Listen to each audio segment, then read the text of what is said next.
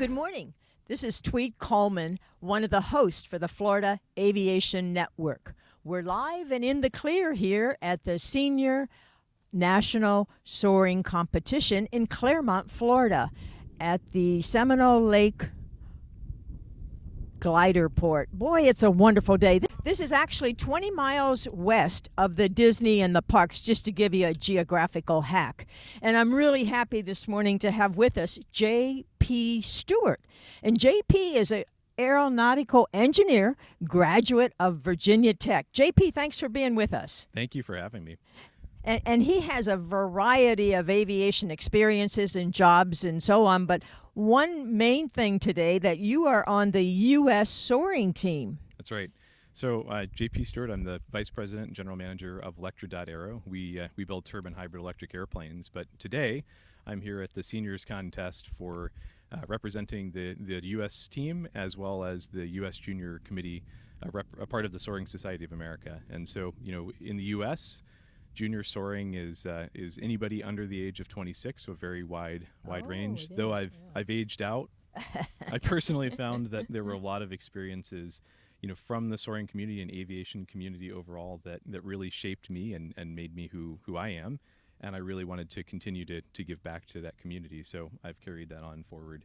And today we're really here to talk about a lot of the programs that we have for junior pilots and some of those interests. Great. Could you share a couple of for junior? It's 14 you can solo, Yeah, so the cool thing about gliders, right, you can solo when you're 14, you can get a license when you're 16, a private pilot's license when you're 16, and start taking your friends. And, you know, we've really renewed the efforts in the U.S.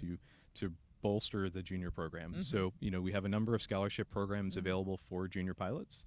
Anybody under 26 can apply to the Soaring Society of America's programs, ssa.org. There's actually a round of applications due at the end of this month, at the end of March. Good. So anybody that wants to apply, please, you know, take a look at the website and put an application in. $2,500 for most of the scholarships to get you through a solo or private rating, and in a lot of operations that will get you all the way there. It's a really neat experience.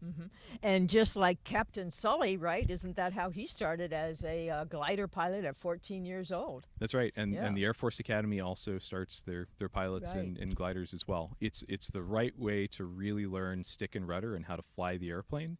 Then when you get into powered flying later on, you have all of the fundamentals down, and it's about systems management and airspace and the other elements that you add on. Very incremental approach, though. Do you think that's one of the things that helped Captain Sully had a miracle landing on the Hudson because of his glider experience? I can't speak for him, of course, but I'm sure it helped. Yeah. And the idea that as a young person too, right, you can get into this sort of flying and fairly quickly get to you know, start flying on your own, to not have to wait a couple of years is really attractive.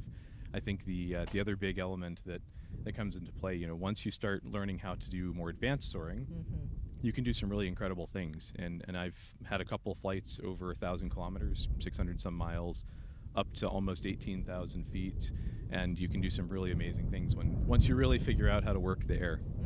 Now you're in Manassas, Virginia now. I am, yep, just outside D.C., the Manassas airport. Right. And is there a glider port there? Unfortunately not inside the D.C. SIFRA, but a couple of clubs local to the area, one in Front Royal, just at the base of the Massanutten, and Newcastle, Virginia, kind of on the other part of the state. Very nicely situated in the mountains, so you can really fly very, very effectively. And that would be fun. It's great fun. Yeah. If we have some of the youth watching today, what would be some of the good characteristics for a glider pilot? What would you recommend? Yeah, that's a good question. I mean, I think it's more accessible and affordable than most people think, right? So some of the characteristics, just a willingness to really want to fly, a strong desire for that, and the maturity to be able to handle an airplane, right? One of the things about flying is, yes, you can do it at 14, but you have to have some of that maturity, and it really shows when people have that skill and their commitment. Now, are many girls applying to be pilots? That's one of the great things about this program. We've seen a very big uptick in the last couple of years. I'm really encouraged by that progress, and it's a welcoming sport. Though the seniors championship here is sort of the other end of the spectrum, we have a lot of representation on the younger end as well. Okay, we have about 30 seconds. What would you like to share with our audience? If you're thinking about getting into flying, soaring is a great way to start, and hope you look it up, ssa.org. All right, ssa.org. There we go. Well, this is Tweet Coleman with the Florida Aviation Network. And until we tweet again, keep the blue side up.